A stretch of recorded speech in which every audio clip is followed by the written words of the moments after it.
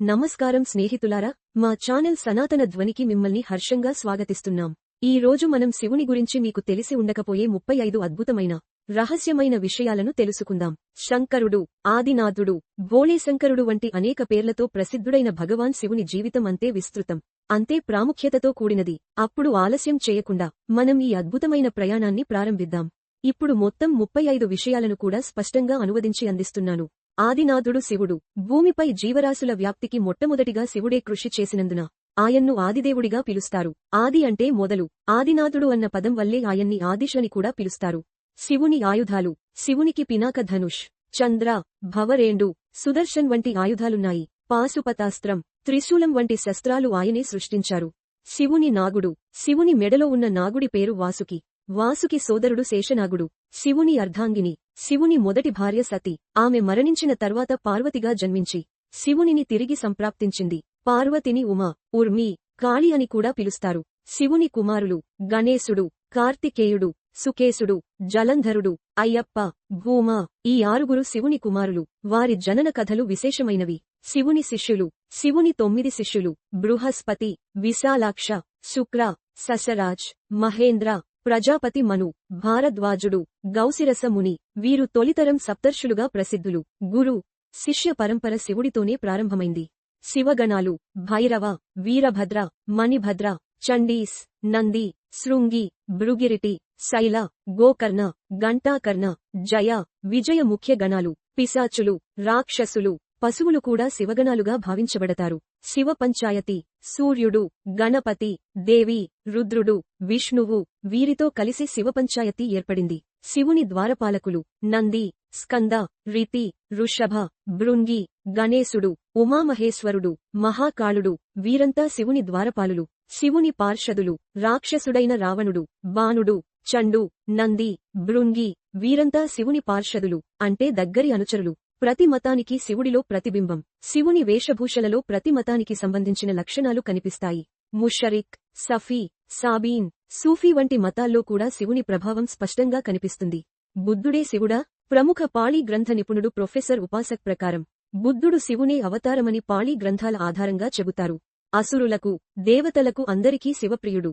శివుడు రామునికి, రావణునికి వరాలు ఇచ్చినవాడు. శివుడిని భక్తితో పూజించేవారు రాక్షసులు, గంధర్వులు, యక్షులు కూడా ఉన్నారు.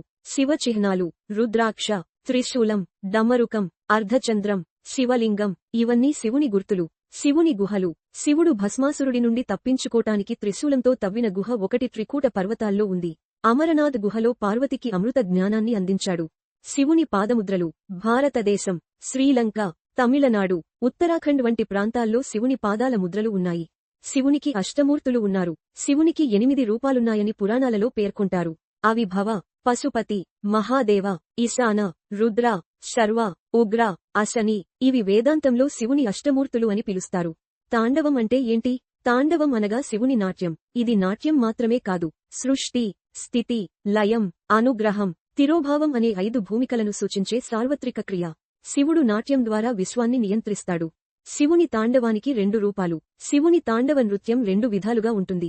రుద్ర తాండవం, తీవ్ర, ఉగ్ర రూపం. ఆనంద తాండవం, లయకారుడిగా ఆనందంలో చేసిన నృత్యం. శివుడి నృత్య పాఠశాల. తమిళనాడులోని చిదంబరంలోని నాట్యశాల చిదంబరం రహస్యము అనే పేరుతో ప్రసిద్ధి చెందింది.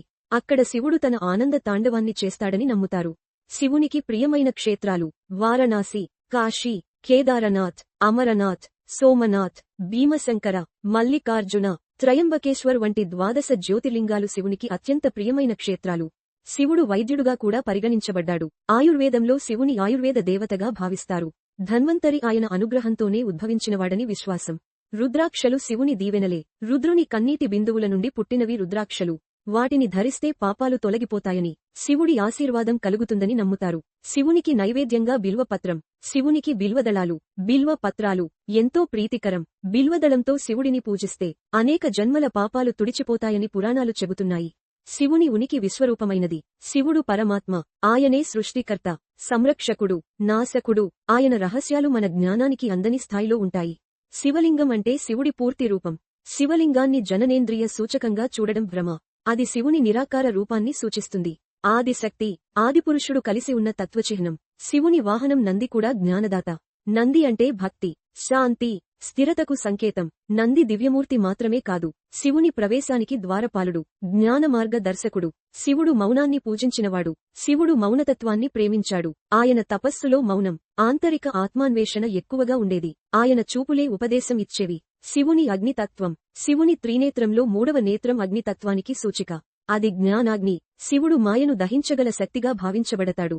శివుని అభిషేకానికి గంగానది ప్రాధాన్యం. శివుని జటాలో గంగా ప్రవహిస్తుంది. అందుకే శివలింగంపై గంగ జలంతో అభిషేకం చేస్తే పుణ్యం ఫలిస్తుంది. శివుని కొలిచే శబ్దం ఓం. ఓం శబ్దం బ్రహ్మాండానికి మూలధ్వని. శివుడి తత్వాన్ని ఓం నమః శివాయ మంత్రం సూచిస్తుంది. ఇది పంచాక్షర మంత్రంగా ప్రసిద్ధం. అర్ధనారీశ్వర తత్వం. శివుడు పార్వతితో కలిసి అర్ధనారీశ్వరుడిగా ప్రకటిస్తాడు. ఇది పురుష, శక్తి సమన్వయాన్ని తెలియజేస్తుంది. శివునికి సంబంధించి వివిధ అవతారాలు ఉన్నాయి. వీరభద్రుడు, భైరవుడు, సర్వేశ్వరుడు వంటి అనేక రూపాల్లో శివుడు అవతరించాడు. ప్రతి రూపం ఒక ప్రకటన, ఒక ఉద్దేశం. శివునికి శ్మశాన ప్రీతిగా పేరు. శివుడు శ్మశానవాసి. ఇది భయానకం కాదు, ఇది శూన్యత, తిరోగమన తత్వానికి సంకేతం. శివుడు జనన మరణాలకు అతి దూరంగా ఉన్నది.